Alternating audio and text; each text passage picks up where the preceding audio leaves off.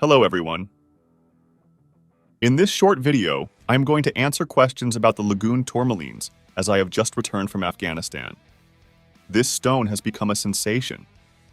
Already now I have got so many orders, and right now I am about to predict the future just like I did many times before. Remember, usually if I say that some gem will increase in price, it happens so indeed. Here we have such an example, an Afghan Lagoon tourmaline. I am in no way urging you to buy from me because everything you will see in this video is already sold out. Moreover, I am going to buy $1 million worth batch of these Lagoon tourmalines for myself. And several of my comrades, who are also regular customers and big investors, are also doing the same right now. So I and my closest friends are usually the first buyers in a line. Right now, I am just recording a video with answers to the most common questions so that I wouldn't have to answer each one personally. So let's get started. First of all, does it have an investment potential? Of course it does. In fact, I believe, and even more than that, I am confident that in the next few years, this stone will increase in value at least 3 times. Whether it is related to Paraiba tourmaline or not, I don't know. The color is indeed similar. Today I deliberately filmed a video outside. There were many clouds and it was rainy, so it was very dark outside. And indeed, the Lagoon tourmaline shines as if it were on fire. That is, they are very bright. You can see it right now. It looks very cool. And in my opinion, Lagoon tourmaline is much more interesting than Paraiba. And why is that? Because Paraiba is either just green or just azure, but the color is so even. And Lagoon tourmaline, which is already worth from hundreds of thousands to $1 million, is polychromatic. You see, it's sometimes green, sometimes blue. In this sense, it is more cheerful and more interesting, and in semi-darkness it looks very lively. Therefore, it has a great future. How is this related to the fact that the stone looks bright in poor lighting conditions? Well, we all know that most of the buyers of gemstones are in China. It is the world's leading consumer, not only of gemstones, but also of almost all other goods. The main consumers are also Europe and North America. There, as a rule, the weather is not always sunny. That is why the way the stone behaves when it is cloudy or dark is important for them as for the market. Next, for those who have recently come across my channel, take a look at the videos on the channel. A year and a half ago, I recorded a video about investing in gemstones. All the stones that I mentioned have indeed increased significantly in price. I did not make a single mistake. So I think I am not making a mistake now either. And yes, the price will increase a big deal, possibly 10 times even. How to buy, how to sell. Right now, I have received a lot of orders, and a good Lagoon tourmaline is quite rare. So for the next few weeks or even months, I will only be able to work with the orders that have already come in. Basically, these are my own orders for my favorite self, orders of some investors with whom we have been working for a long time, and requests of a few close friends. We are buying stones for them, first of all. Then I will be able to accept some new orders from you, but I don't know when it's going to happen yet. How does it all work? I buy the stones and send them to the investor, who keeps them. We wait while their price grows. If they want, they can wear them as jewelry, or their wives, husbands, children, whoever can wear them in a ring or a necklace. If they break them, it's not my problem. If they don't break it and everything is fine, they can resell the stones back through me. I have investors who have already resold stones for large amounts, hundreds of thousands of dollars, not once. Of course, I also earn from the resale. I take 10% of the markup when the stone is resold. Many people do that. They buy investment gems, then we sell them, then buy something else with that money, sell it again, and so on. So I help you to find a new buyer, which is easy for me. But here are a few questions about the risks. First, what will happen if something happens to me? A completely fair, valid question. By the way, here in Thailand, people talk about death very calmly, so I think it's totally fine and appropriate to discuss it. I often get questions like, Constantine, I am very embarrassed to ask, but what will I do with my gemstones if something happens to you? Indeed, what if I die, crash on a bike, or something else happens? And that's fair enough.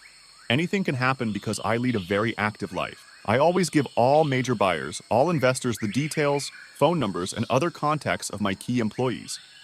I have long established orders and instructions for this case that all the stones that need to be resold should be sold, all current orders should be closed, completed, and sent.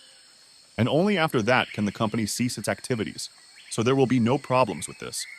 Furthermore, what will happen if they discover another deposit of Lagoon tourmalines?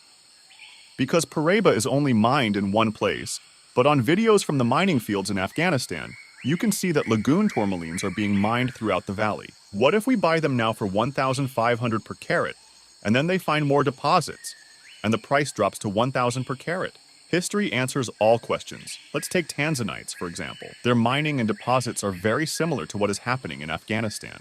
When in the 1960s, a Maasai found the first vein of these stones, they were initially worth no more than $60 per stone. Gradually, the market recognized the beautiful bright blue color of these stones, and their price started to rise. Now, a good quality large tanzanite of a bright blue color can cost tens of thousands of dollars, especially if it is sold by a fashionable jewelry house. Nowadays, there are hundreds of deposits with tanzanites. People are actively mining. The extraction is active and shows no signs of stopping. Has the price dropped? Not by $1. The same will happen with Afghan tourmalines if they find deposits in another valley. It will not affect the price, only the volume of the material. Sometimes, when you see how much rock is extracted from a mine after a single explosion, you start to think that it is a lot, especially if you imagine how many mines there are in the valley. This illusion quickly dissipates when you start sorting through the rock and realize that in a day, for example, you have already sorted through 5 or 6 kilograms of good material. However, there is nothing worth cutting. Moreover, tourmalines are, a very complex thing. As in, before cutting, they can look very bright and vibrant, but after cutting, they might lose their color. Quite often it happens so that a beautiful Lagoon tourmaline crystal becomes a grayish, pale green piece of rock, and there are many stories like this. So I don't even know if anyone has ever considered all this in terms of percentages, but I think that significantly less than 1% of the material is of good quality. For example, to gather $1 million worth of tourmalines, it would take several months. Imagine that. I have the money on hand, but I still have to wait several months. This week, I can have 3 pieces. Next week, I will have maybe just 1, then 4 more and so on. What does this tell us? That, of course, the amount of people who want to buy a tourmaline of this color is way greater than the amount of gems that is mined. And even if they discover more deposits, like in Tanzania, it will not change the price. What if they discover a lot? Let's take blue sapphires as an example. There are already numerous deposits of them. New ones are constantly being discovered in Madagascar, and the color is very good, the famous royal blue or cornflower blue. What's happening? The prices are not falling, regardless of the new discoveries. Just recently, another huge new deposit was found in Madagascar. It is estimated that it will provide enough supply for the next 50 years. However, the price of blue sapphires is not dropping, and the growth rate is slowing down to approximately 20, maximum 10% per year. That's it. I don't know where else you can invest your money to get a stable return of 10 to 20% annually. Even if you invest in conservative blue sapphires, which are one of the least attractive investment stones, you will still get an average of 15% per year. So let's summarize. I think I have answered most of the questions. I've talked about what will happen if I get sick, die, or disappear.